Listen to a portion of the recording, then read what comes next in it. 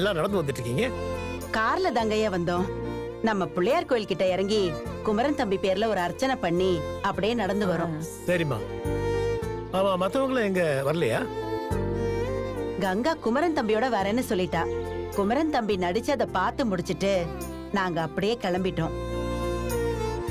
காவேரியும் விஜய் தம்பியும் கார்ல வரேன்னு சொன்னாங்க. நாங்க முன்னாடி வந்துட்டோங்கய்யா. சரிம்மா, ரொம்ப களைச்சு போய் வந்திருப்பீங்க. போய் ரெஸ்ட் எடுங்க. சரிங்கய்யா, நாங்க வரோம். பாய்.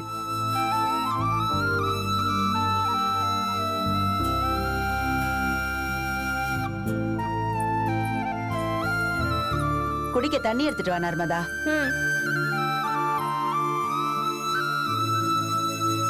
குமரன் வந்ததும் சுத்தி போடணும் சாரதா. ஆமாத்த, அது குணத்தை பத்தி நாம பெருமையா பேசினதே எனக்கு என்னமோ நாமளே கண்ணு வைக்கிற மாதிரி இருந்துச்சு அத்த.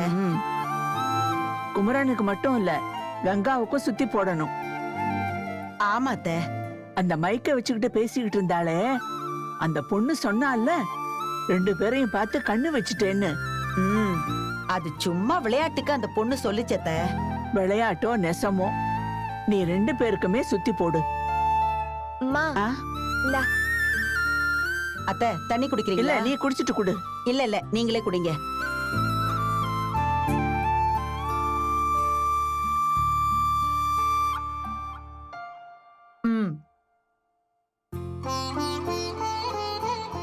முதல்ல குமரன் தம்பிக்கும் கங்காவுக்கும் தனியா புழங்குற மாதிரி ஒரு ஏற்பாடு பண்ணணும் அத்த. அவங்க தனியா உக்காந்து பேசணும்னாலே வெளிய உக்காந்து தானே பேசுறாங்க. ஆமா, வீட்டுக்குள்ள எந்நேரமும் நாமளே அடைச்சுக்கிட்டு உக்காந்துடணும். இந்த வீட்டுல என்ன ஏற்பாட்டை நீ பண்ணுவ?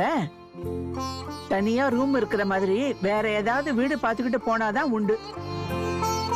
இங்க இருந்தா இப்படிதான் இருக்கணும்.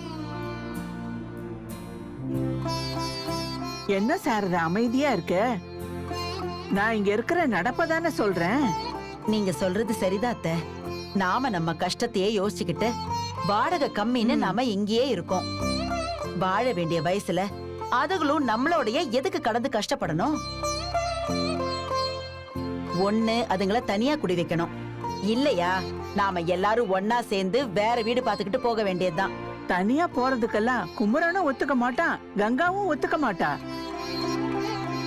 நீ முடிவு பண்ணா எல்லாரும் சேர்ந்து இருக்கிற மாதிரி ஒரு பெரிய வீடா பார்த்து போற மாதிரி யோசி.